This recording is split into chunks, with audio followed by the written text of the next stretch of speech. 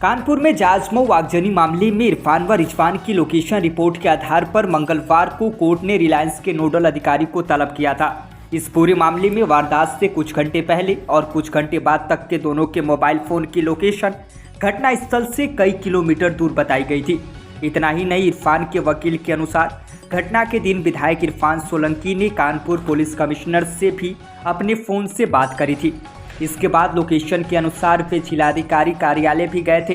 इरफान के अधिवक्ता करीम अहमद ने बताया कि इस मामले में इरफान और रिजवान की सीडीआर तलब कराई गई थी, जिसमें मंगलवार को रिलायंस कंपनी के नोडल ऑफिसर लखनऊ से विवेक श्रीवास्तव आए थे, जो कि सीडीआर रिपोर्ट में लोकेशन का कॉलम गायब था। उस पर अभी आगे कोई चर्चा नहीं हुई। उन्होंने बताया कि एमपी एमएलए कोर्ट के एडीजीएस ने नोडल ऑफिसर से यह सवाल किए थे कि इरफान और रिजवान ने अपने घटना के समय अपने फ़ोन किसी और को दिए होंगे, जिस पर उनके द्वारा यह कहा गया कि जिस दिन घटना हुई उस दिन इरफान की पुलिस कमिश्नर से भी बात हुई थी और वे जिलाधिकारी कार्यालय भी गए थे। और वैसे ही रिजवान की लोकेशन पहले उन्नाव और फिर लखनऊ की थी। की मामले में कल रिलायंस कंपनी को तलब किया गया था। उसके बाद क्या कुछ निकल के आया, उसमें क्या कंटेंट और भी जो इस केस को अलग करते हैं? देखिए, सीडीआर तलब कराई गई थी रिजवान और इरफान की, जो रिलायंस कंपनी ने पुलिस के जरिए न्यायालय में भेजा था। इरफान के 2 नंबर थे और रिजवान का 1 नंबर था। कल उसके बयान शुरू हुए। कोर्ट आने के बाद लगभग 12 बजे के आसपास हम लोगों ने बयान शुरू कराए और बयान चले। विवेक श्रीवास्तव कोई नोडल ऑफिसर आए थे लखनऊ से, उनके बयान चले लगभग पौने 4 बजे तक। पौने 4 बजे के बाद जो एडीजीसी हैं स्पेशल कोर्ट के, एमपी एमएलए स्पेशल कोर्ट के डीजे 11 के, उन्होंने क्रॉस एग्जामिनेशन शुरू किया। क्रॉस एग्जामिनेशन में कोई वैसा सवाल उन्होंने नहीं पूछा जिससे कि कोई मामला डैमेज हो। उनका बस एक ही सजेशन था कि इरफान और रिजवान एक साजिश के तहत अपने ये मोबाइल इस घटना को करने से पहले किसी और को दे गए थे। जबकि हम लोगों ने ऑब्जेक्शन किया कि भाई ये सवाल का इनसे कोई मतलब नहीं है, वो तो सीडीआर के लिए आए हैं। तो एक ये था। दूसरा, उन्होंने कहा कि ये सीडीआर जो है ये मोबाइल नंबर की है या व्यक्ति की है?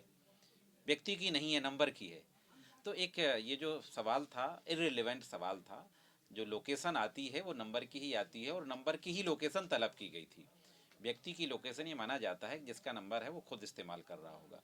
तो बेसिकली जो एडवोकेट डिस्ट्रिक्ट काउंसिल हैं एडीजीसी, उनका ये कहना था कि नंबर ये मोबाइल वो किसी और को दे गए थे। हमारा ये कहना है as a defence council Irfan और रिजवान की ओर से, जैसा हम लोग प्लीड कर रहे हैं मामले को, कि रिजवान का मोबाइल करीब 1-1:30 बजे रिजवान डिफेंस कॉलोनी में लोकेशन बताता है।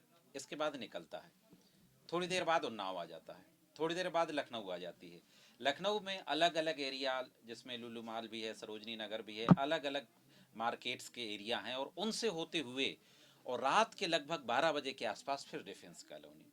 इसी तरह इरफान के दोनों नंबर करीब 12:30-1 बजे डिफेंस कॉलोनी अपने घर से निकलते हैं और इसी बीच पुलिस कमिश्नर को कॉल की जाती है इरफान के 1 नंबर से।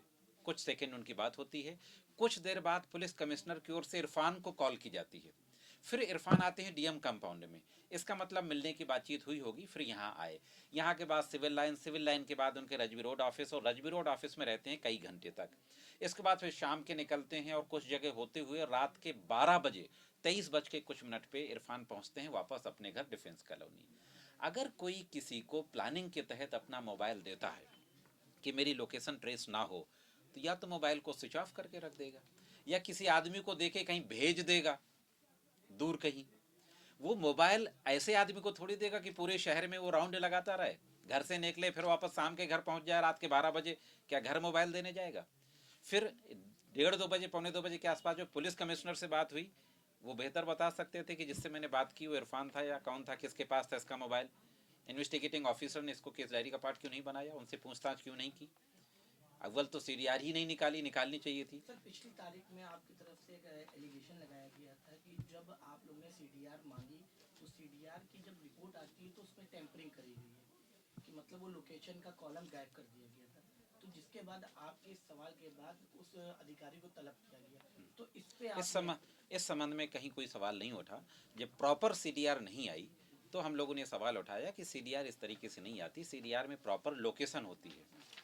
और लोकेशन के कॉलम के बाद जोन का जो जैसा कि ईस्ट और वेस्ट में कम्युनिकेशन कंपनियों का एरिया डिवाइड होता है, तो सिर्फ यूपी ईस्ट था, उससे पहले टावर की लोकेशन होती है।